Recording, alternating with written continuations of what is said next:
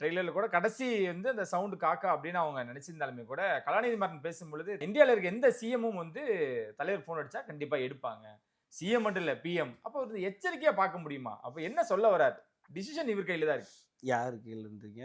தலைவர் ரஜினி கையில. சாரோட சார் கையில தான். இப்போ சூப்பர் ஸ்டார் ரஜினிகாந்த சுத்தி அரசியல் நடந்துகிட்டே தான் சார் இருக்கு. இன்னமும் நடந்துகிட்டு தான் சார் இருக்குன்றத நான் சொல்லிக்கிட்டே இருப்பேன். நான் ஏன் சொல்றேன்னா சார், இன்னமும் அரசியல் கட்சிக்கு அவர் தேவைப்படுறாங்கல்ல.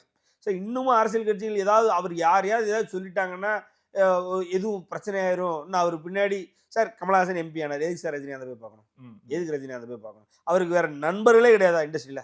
சத்யராஜ் கிடையாதா? வேற எத்தனை பேர் இருக்காங்க சார்? அவர் வரும்போது எத்தனை பேர் இருக்காங்க திரைத்துறையில இருந்தவங்க இன்னும் இருக்காங்களே. எதுக்கு ரஜினிகாந்த போய் பார்க்கணும்? இங்க ரஜினிகாந்த்ன்றது வந்து தமிழக சினிமாவுக்கு தமிழக அரசியலுக்கு ஒரு மறைமுக அட்ரஸ். ம். ரைட்டுங்களா? அந்த அட்ரஸ்க்கு எவனும் பேரக்கூடாது. அந்த அட்ரஸ்லேருந்து எதுவும் வந்துரக்கூடாதுன்றது எல்லாவனும் தெளிவா இருக்கான். ரைட்டுங்களா? சார் சூப்பர் ஸ்டார் ரஜினிகாந்த் அவர்கள் அரசியலுக்கு வர்றேன் அப்படின்ற வர்றாரு அப்படிங்கும் பொழுது, தமிழ் சினிமால எத்தனை பேர் அரசியல் பேசினாங்க தெரியுமா? ம். இவர் அரசியல முட்டுக்கட்டை போட்டு மொடக்கணும்னு பேசுனவன் எத்தனை பேரு? அத தூக்கி புடிச்சு கொண்டு போனவங்க எத்தனை பேரு?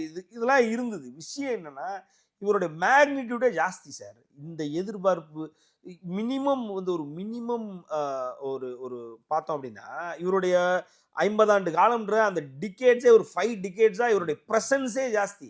அந்த பிரசன்ஸ் ஃபுல்லாமே நேத்து அதான் சத்யராஜ் சொன்னாப்புல.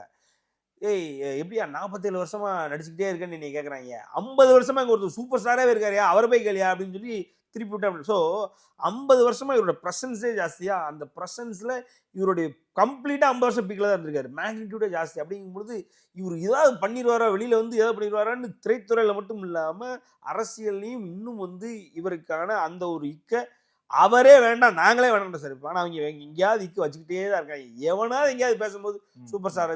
ரஜினிகாந்த் அது இதுன்னு உள்ள இழுத்துறான்.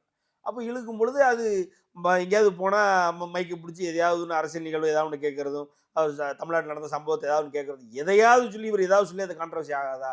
அது வந்து நமக்கு ப்ளஸ்ஸா மாறாதா? அகைன்ஸ்டா மாறாதான்னு யோசிச்சுட்டு தான் இருக்காங்க. அதனால வந்து அவரு அவரு சார் அவர் இருக்கிற வரைக்கும் தமிழக அரசியல்ல அவர சுத்தி ஏதாவது ஒண்ணு யாராவது வச்சுக்கிட்டே தான் இருப்பாய்ங்க, பேசிக்கிட்டே தான் இருப்பானுங்க. அத வந்து யாராலும் இக்னோர் பண்ண முடியாது.